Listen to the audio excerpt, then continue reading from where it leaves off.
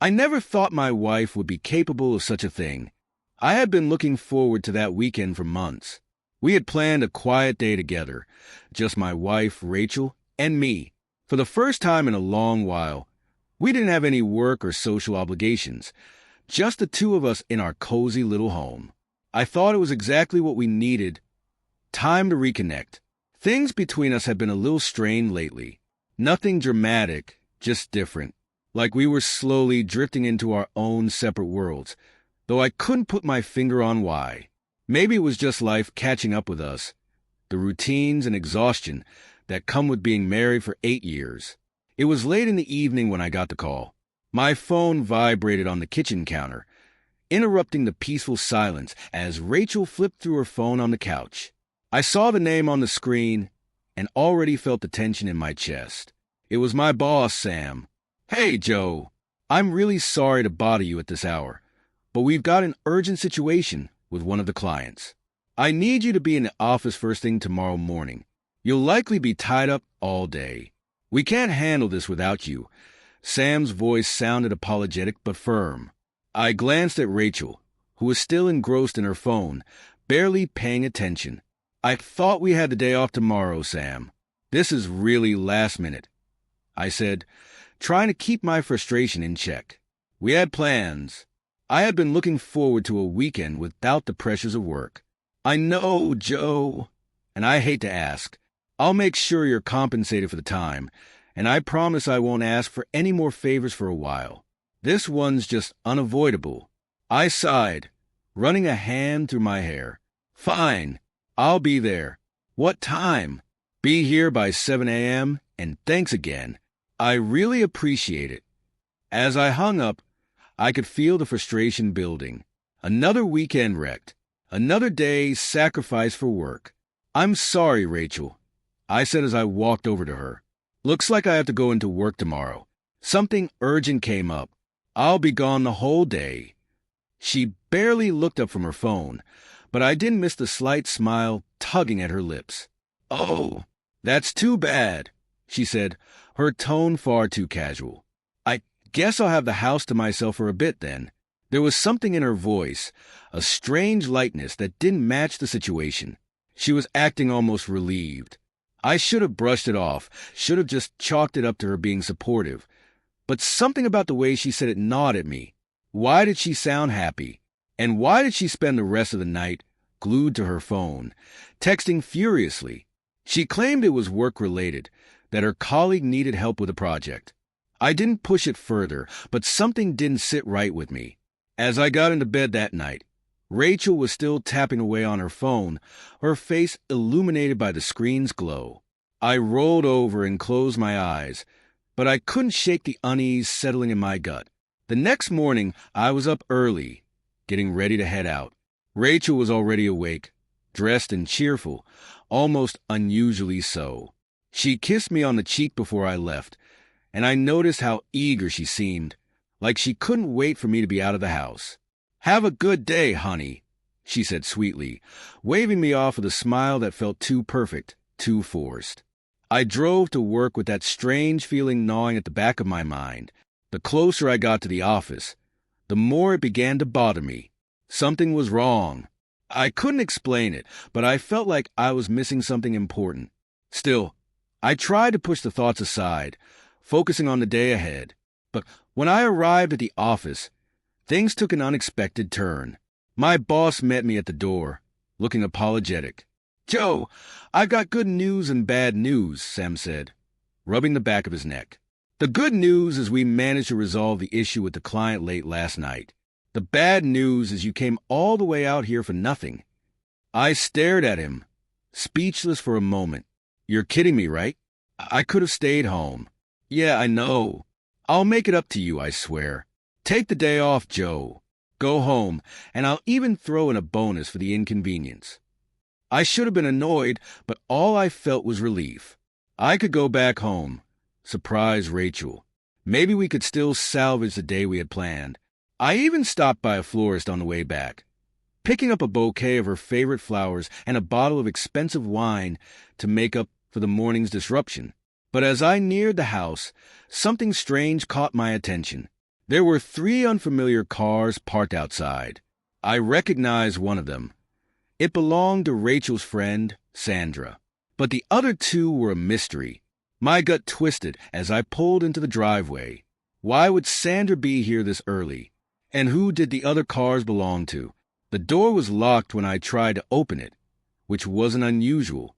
But I had a key, so I let myself in through the back. As soon as I stepped inside, I heard it. Laughter, loud voices, and something else. A sound that made the hair on the back of my neck stand up. It was unmistakable. The sounds of sex echoed from upstairs, mingled with laughter and music. The moment I heard it, I froze in place, my heart pounding, a sinking feeling settling deep into my chest. At first, I thought my mind was playing tricks on me, but there it was again, those unmistakable sounds drifting down from upstairs. Laughter mixed with the kind of moans that only meant one thing. I could hear more than just 2 people. There were several voices. My mind tried to reason with the situation. Maybe Rachel had a few friends over. Maybe they were just drinking and being rowdy. But no. I knew what I was hearing. The wine bottle I had brought as a peace offering suddenly felt like dead weight in my hand. I stood in the kitchen, paralyzed for what felt like an eternity, every worst-case scenario racing through my head. Who was up there? What was going on in my house? The bouquet of flowers I had brought now seemed ridiculous, an offering for a day that had already gone wrong. I had come home hoping to surprise my wife, but now I felt like the one walking into a nightmare. I needed to know what was happening, even if every fiber of my being screamed to turn around and leave. But leaving would mean ignoring it, living with the suspicion gnawing at me for the rest of my life. No, I had to confront whatever this was. I placed the bottle and flowers down carefully on the kitchen counter, my hands trembling. The house that had always been our safe space, our refuge, suddenly felt foreign. Each step I took toward the staircase was deliberate, slow, the air thick with tension. As I reached the bottom of the stairs, the laughter grew louder, the moans more distinct, as if the walls were mocking me for not knowing what had been going on in my absence. I climbed the stairs in a daze, feeling disconnected from my own body. A part of me was already bracing for what I might find. The door to our bedroom was ajar, light spilling out from the crack. My throat tightened. The bedroom, our bedroom, was supposed to be sacred, wasn't it? I reached the door and pushed it open with trembling hands. My world shattered in an instant. There, in the room, were 4 men and 3 women, all of them completely naked. It was like walking into some hedonistic nightmare. They were everywhere, on the bed, on the floor, twisted together in some grotesque display of tangled limbs, gasping for air and too wrapped up in each other to notice me standing there, slack-jawed and utterly frozen. And in the middle of it all, I saw her. Rachel. My Rachel. She was completely naked, straddling some man I'd never seen before, laughing like this was some great joke. Like none of it mattered. Her eyes were half-closed in pleasure, her hands all over him. And it felt like someone had reached into my chest and crushed my heart into dust. What the hell is going on here? My voice came out as a roar, a raw, guttural sound that I barely recognized as my own. The chaos in the room halted instantly. Heads turned toward me in shock, faces flushing red in a mix of embarrassment and fear. Rachel's eyes snapped open, her laughter dying on her lips the moment she saw me standing there. She froze, her body still wrapped around that stranger. Joe! Oh my God, it's not. She tried to scramble off him, her words stumbling as if she could explain away the sheer horror of what I had just walked into. But there was no explaining this. I couldn't breathe. My chest tightened as the adrenaline surged through my veins. Everything in the room became a blur, except for Rachel, my wife, the woman I had trusted, loved, and built a life with, cheating on me no worse. She had thrown a full-blown swinger party in our home while I had been at work. I don't remember picking up the wine bottle, but suddenly it was in my hand, and without thinking, I hurled it across the room. It smashed into the wall behind Rachel with a deafening crash. shards of glass exploding everywhere. "What the hell is this?" I screamed, my voice cracking with rage, betrayal, and humiliation. "What have you done?" The men scrambled off the bed, some clutching for their clothes in a frenzy, others too drunk or high to fully grasp what was happening.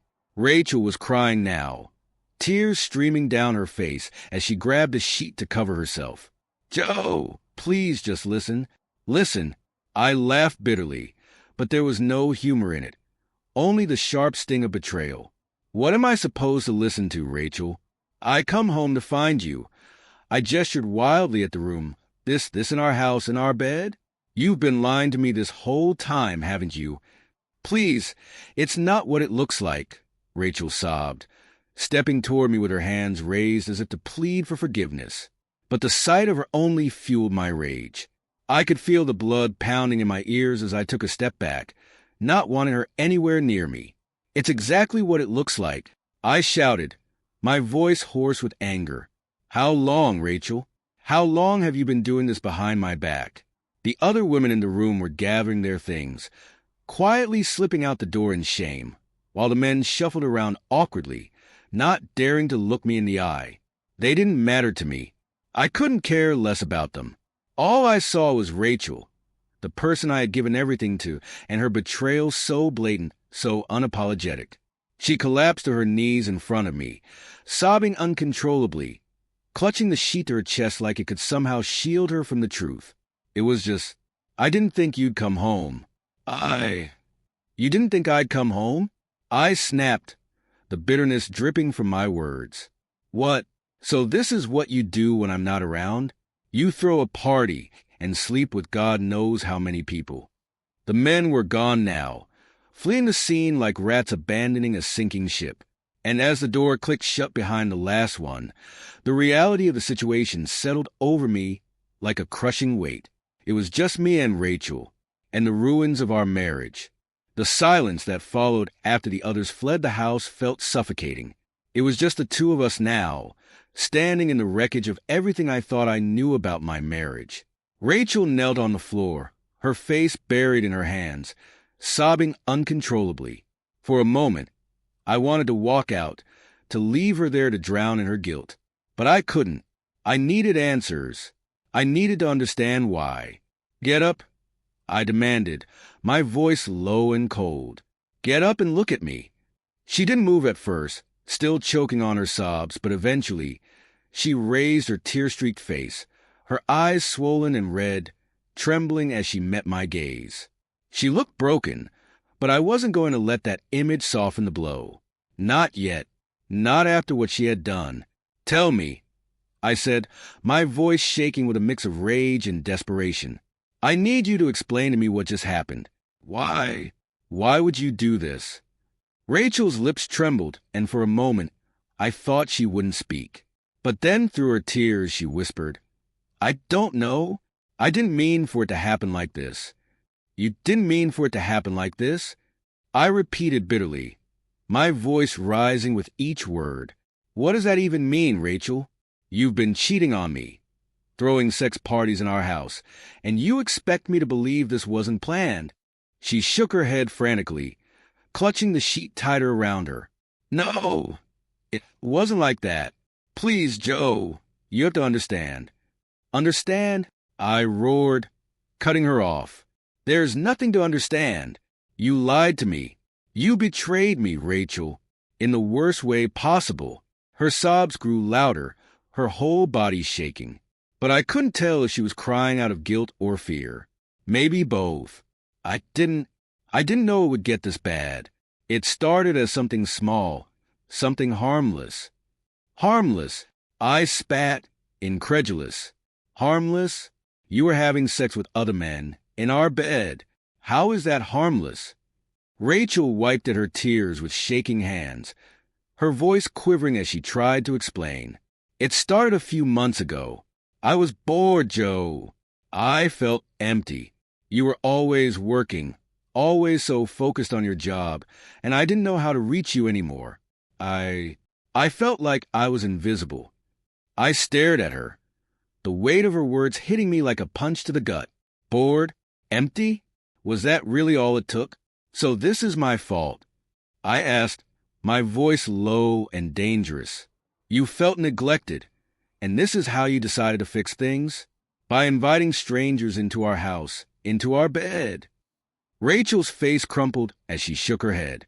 No. It wasn't about fixing things. At first, it was just... She paused, her eyes darting toward the floor. It was just flirting. You know, on social media. It was exciting, different. I hadn't felt that way in years. It wasn't supposed to go further than that, but it did. My voice was flat, emotionless, even though I could feel the anger boiling just beneath the surface. She nodded, her shoulders slumping in defeat. It did. It was like a game at first. I didn't think it meant anything. I didn't think it would get out of control. A game, I repeated, my disbelief growing with every word she said. How long, Rachel? How long have you been doing this behind my back? Her lips parted, but no words came out at first. Finally, she whispered, 6 months. 6 months. Half a year. The room spun for a moment, and I had to steady myself against the doorframe. How could I have been so blind? Who are they? I demanded. These men. Are they all just strangers? Rachel winced at the question, guilt flashing across her face. Some of them, I didn't even know their names. They're people I met online. But others are people we know. Friends. Her confession hit me like a sledgehammer. Friends? People we knew? Who? I asked through clenched teeth, dreading the answer but needing to know. She looked away, her eyes brimming with tears again. Sandra and her husband, they've been involved from the start. And a few others. I don't even know how it all escalated. It was supposed to be something fun, something to break the monotony. But it became something darker. I couldn't stop it. You couldn't stop it? I repeated, incredulous. Rachel, you started this. How could you not stop it? I don't know, she cried, her voice breaking. It got out of control. I was scared. It's like I wasn't even in control of myself anymore. The thrill of it, the rush of doing something so wrong. It was intoxicating. But I never thought it would destroy us, Joe. I swear, I never wanted to hurt you. I laughed bitterly, the sound hollow. You never wanted to hurt me? Do you realize how insane that sounds? You've been doing this for months, bringing strangers into our house, sleeping with other people, and you expect me to believe you didn't think it would hurt me. She broke down again, sobbing into her hands. I didn't mean for it to get this far. I didn't think you'd find out. You didn't think I'd find out? I said, my voice trembling with rage. What was the plan, Rachel? Just keep living this double life until it all came crashing down. She shook her head, desperate. No, I thought about stopping, I did. But every time I thought about it, something pulled me back in. It was like an addiction, Joe. I couldn't stop myself. It made me feel alive in a way I hadn't in years. But I know that doesn't excuse what I've done. I've been selfish. I've been stupid. But I swear I didn't mean for it to turn into this. The words addiction and alive stung. It was as if she was saying that everything we had, the life we built together, wasn't enough for her. I wasn't enough for her. I could feel the weight of her confession pressing down on me, suffocating me. I wanted to lash out, to scream at her, to tell her how much I hated her for what she had done. But more than that, I wanted to know why. Why didn't you talk to me, Rachel? I asked quietly, the anger in my voice fading to something closer to despair. If you were unhappy, if you felt bored or neglected, why didn't you just talk to me? She looked up at me, her eyes filled with guilt. Because I didn't know how, Joe. I didn't know how to tell you that I felt like I was fading away, like I was just going through the motions. I didn't want to burden you with that. You were already so busy with work, and I didn't want to make things harder for you. And instead, you decided to make it worse, I said bitterly. You chose to do the one thing that would destroy everything. She nodded miserably, unable to argue with the truth. I can't believe this, I muttered. pacing the room, the enormity of what she had done finally sinking in. The woman I loved, the woman I had built a life with, had betrayed me in the worst way possible. And her explanation? She was bored. She was unhappy. But that didn't justify any of it. As much as I hated her in that moment, part of me couldn't help but wonder if there was more to the story. Had I been so caught up in my work, in the daily grind, that I had missed the signs? Had I been neglecting her in ways I hadn't realized? Or was this just an excuse for something darker, something selfish that had always been inside her? I stood there, staring at her, not knowing what to say next, not knowing if there was anything left to say. And Rachel, broken and sobbing, whispered the words I had dreaded hearing. "I'm sorry, Joe. I don't expect you to forgive me. I know I've ruined everything, but sorry wasn't enough. Not this time." Rachel's apology hung in the air like a hollow echo, repeating in my mind, but offering no solace. The woman kneeling in front of me had shattered my trust, and no amount of tears or words could piece it back together. She sat there, pleading for forgiveness, but all I felt was a bitter emptiness settling inside me, a void where our life had once been. I had to leave. Without saying another word, I stormed out of the bedroom, her sobs following me like a haunting melody. My mind raced as I grabbed my keys off the kitchen counter. I needed space, air, anything to escape the suffocating walls of my home, now tainted by betrayal. My hand trembled as I opened the front door, and I nearly ripped it off its hinges as I slammed it behind me. I got in the car and drove. I didn't care where, just as long as it was far from her. As I sped down the highway, the fury inside me simmered. I gripped the steering wheel tightly, my knuckles white. My mind replaying the scene over and over again.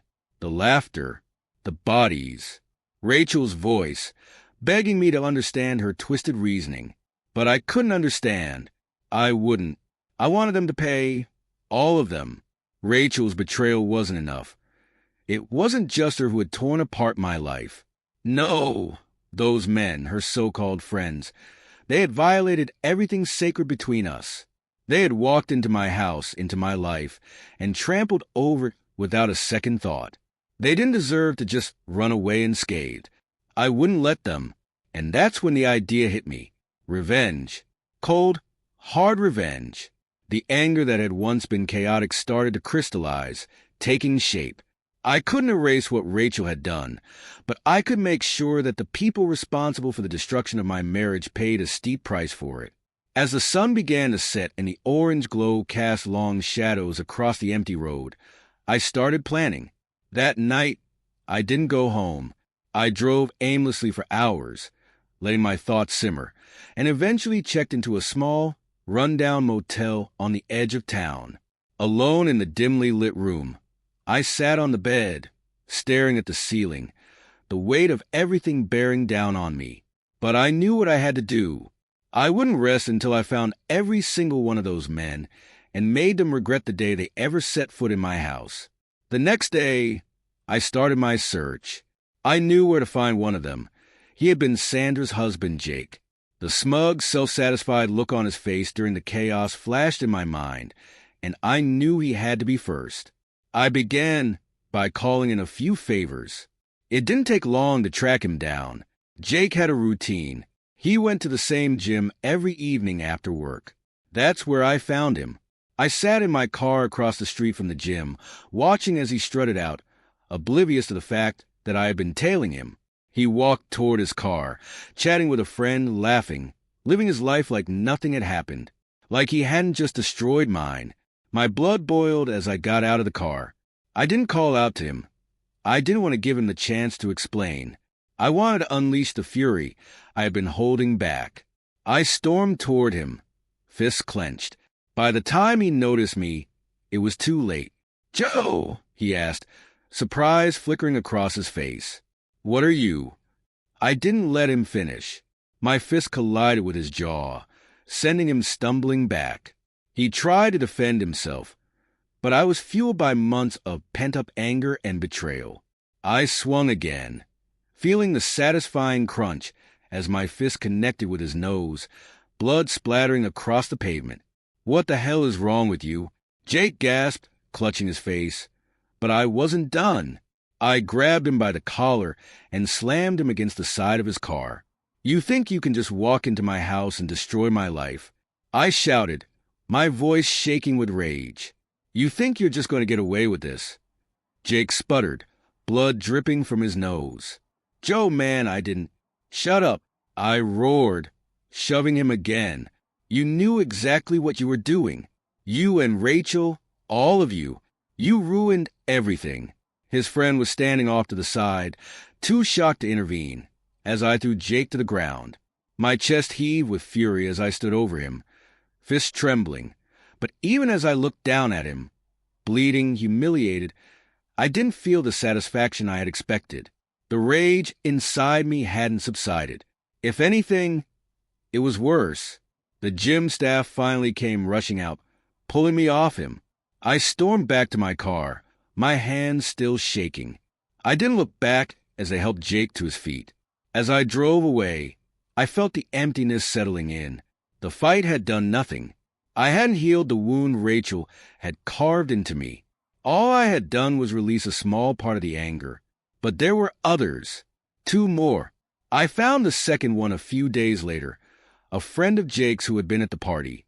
I didn't care to learn his name. I tracked him down at a bar, alone, nursing a beer. The confrontation was much the same as with Jake. Quick, violent, and brutal. I left him bloodied in the alley behind the bar, but it didn't feel any different. There was no sense of closure, no satisfaction, just the same hollow emptiness. The third man, the one who had been with Rachel when I walked in, had vanished, moved away, according to a few contacts I reached out to. Maybe he had heard what I'd done to the others. Maybe he was smarter than them, knew to get out before I found him. It didn't matter. He had slipped away, but that didn't change anything. The damage was already done. As the days passed, I realized the truth that I had been avoiding all along. No amount of violence, no amount of revenge would ever fill the void that Rachel had left in me. Hurting those men hadn't brought me peace. It had only deepened the scars. I had thought revenge would give me control, would make me feel whole again. But it hadn't. It had only consumed me, leaving me more broken than before. I drove back to the house after a week of silence, the storm of emotions inside me finally starting to fade. Rachel had stayed, waiting for me, though the tension between us was unbearable. I didn't speak to her, not yet. I needed time to understand where we stood and what, if anything, was left of us. The fights didn't satisfy me the way I had hoped. Beating those men had left me physically exhausted, but emotionally, I was still drowning. The emptiness was all-consuming, and it didn't matter how much I hurt them. Nothing could erase the images of that night from my mind. It was as if they had imprinted themselves into my consciousness, replaying endlessly a cruel loop of betrayal. But as the days wore on, the anger returned, boiling just beneath the surface. This wasn't enough. They had been humiliated, yes, but Rachel had been the mastermind. She had brought them into our house, desecrated our marriage, and yet she had suffered no consequences. She sat quietly in our home, her eyes puffy from crying, but that wasn't enough. She hadn't felt what I felt. She hadn't been destroyed the way I had been, and that's when it hit me. She had to be exposed. She had to face the same shame, the same humiliation she had put me through. Rachel's friends, her family, they all thought she was this perfect, responsible woman, a doting wife. But they didn't know the truth. They had no idea what she had done behind closed doors. I would make sure they did. I started planning immediately. Rachel's birthday was coming up in a few weeks, and she had arranged a small dinner with her closest friends and family, people who had known us for years. Her sister, her parents, our mutual friends.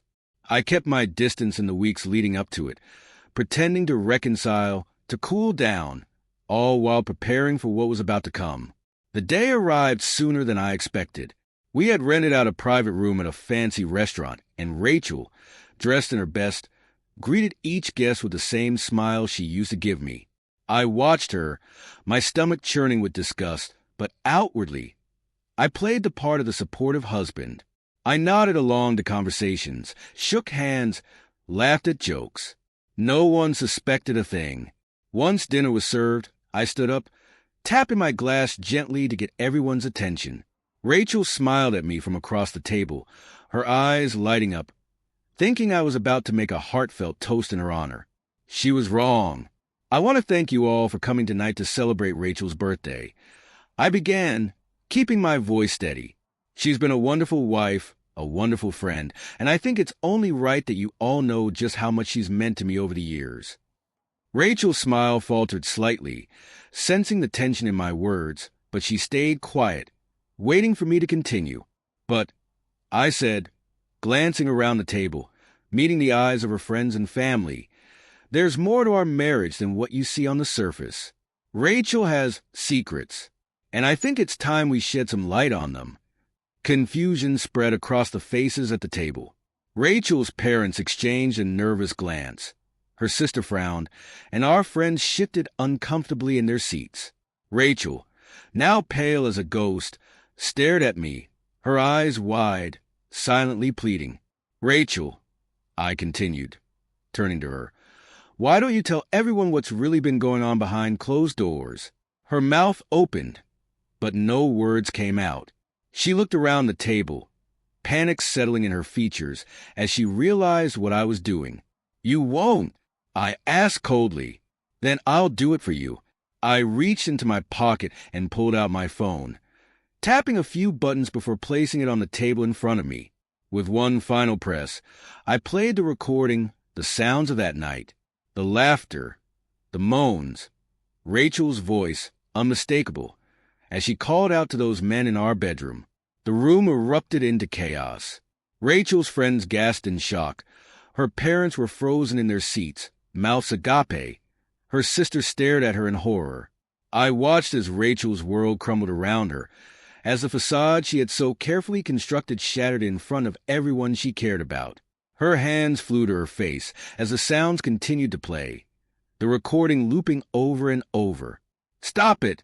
she screamed, her voice shaking. "Joe, please stop." But I didn't. I let it play out for everyone to hear, the truth spilling out in every grotesque detail. The people who had admired her, who had thought she was the perfect wife, now looked at her with disgust, their eyes full of judgment. She had been exposed for what she truly was, a liar, a cheat. When the recording finally ended, there was only silence. Rachel was sobbing uncontrollably, her face buried in her hands, her friends whispering among themselves, her family too stunned to speak. "You did this, Rachel," I said, my voice calm now, as if the act of exposure had drained the last of my rage.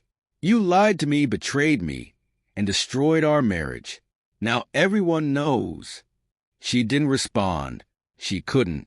She was too broken, too devastated by the public shame I had unleashed upon her. As the guests quietly began to leave, murmuring their goodbyes, Rachel sat alone at the table, her face streaked with tears. Her parents didn't even say a word to her. They just left in stunned silence, unwilling to confront what they had just heard. In the car on the way home, Rachel didn't speak. She just stared out of the window, her hands trembling in her lap. I knew I had broken something in her that night. The woman who had once been so confident, so unapologetic, was now reduced to a shell of herself.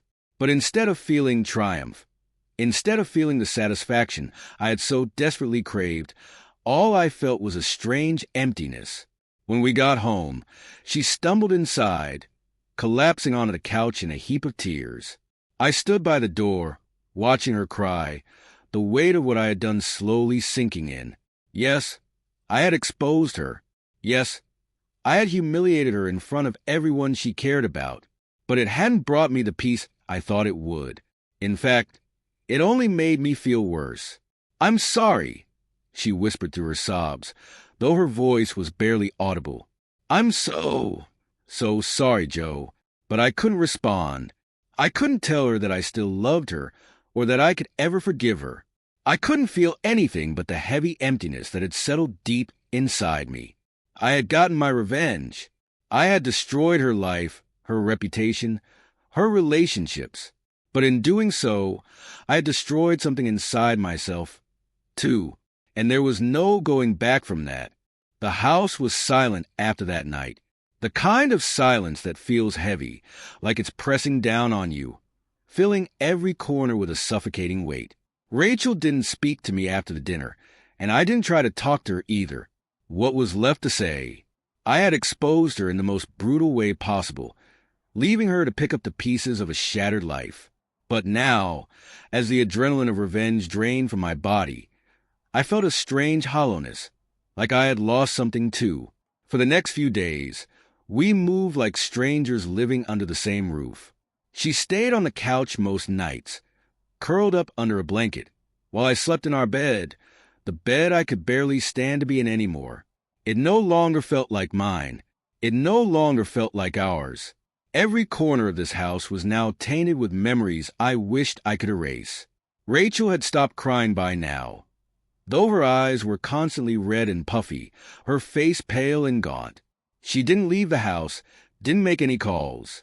Her phone, once glued to her hand, now sat untouched on the coffee table. The world she had built for herself, her friends, her social life, had collapsed, and she seemed adrift, unsure of how to move forward. And yet, despite everything I had done to her, I couldn't shake the feeling that I had also trapped myself. I had destroyed her reputation, exposed her in front of everyone she cared about. I had exacted the revenge I thought I needed, but the victory felt bitter. I realized I had been fighting to hurt her in the same way she had hurt me, but instead of healing, all I had done was deepen the wounds.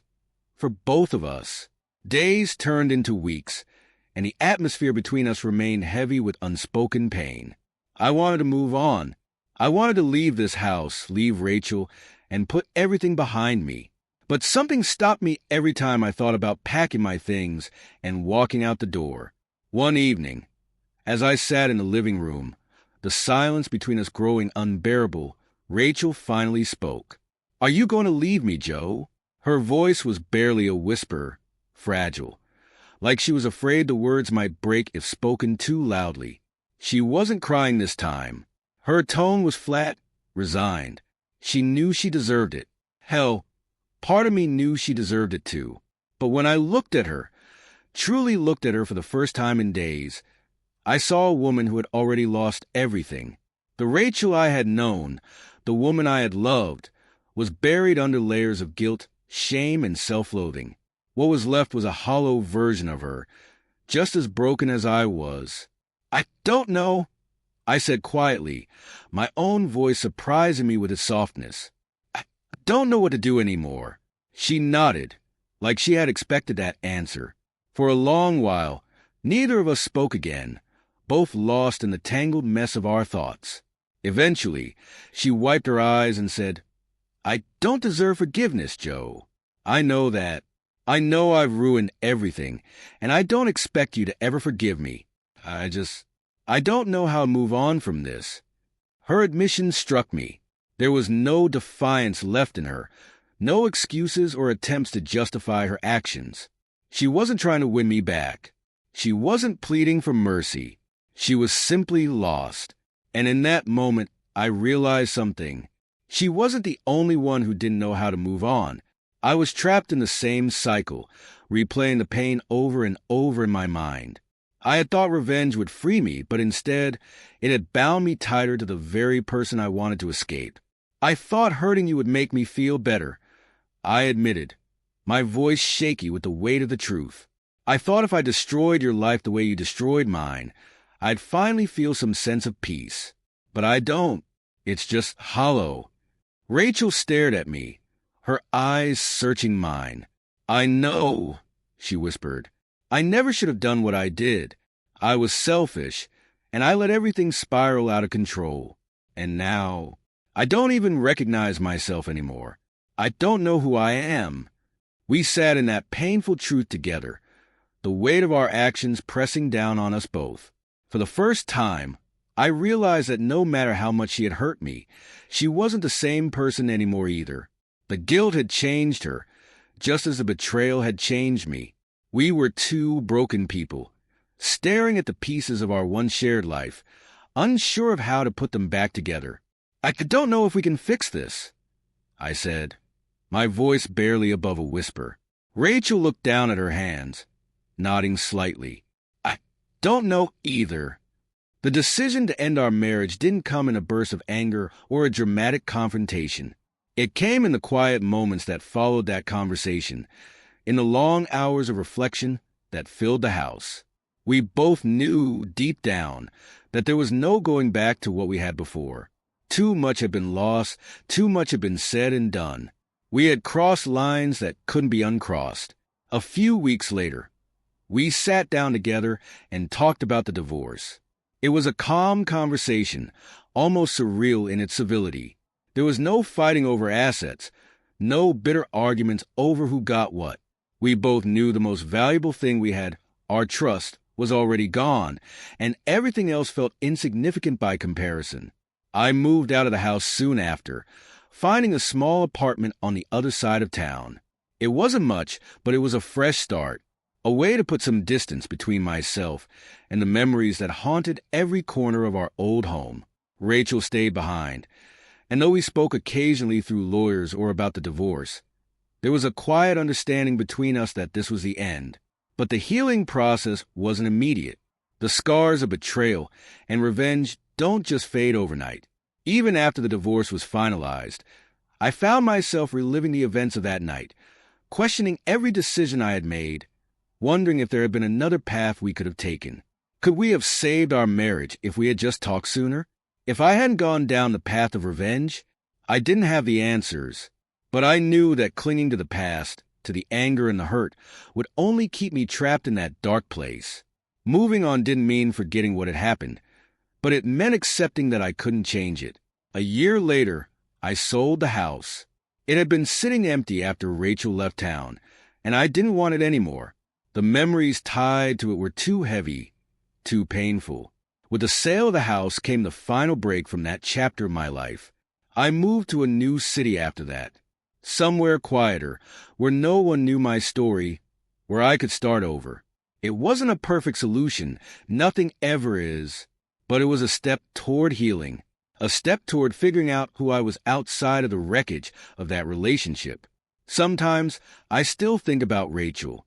I wonder where she is, how she's doing, whether she's found peace after everything. But those thoughts are fleeting, and they don't carry the same weight they once did. I'm learning, slowly, how to let go. The future remains uncertain. I'm still figuring out what comes next, but for the first time in a long while, I'm not looking back. I'm looking ahead, toward healing, toward peace, toward something better than revenge. And maybe that's the first real step toward finding closure.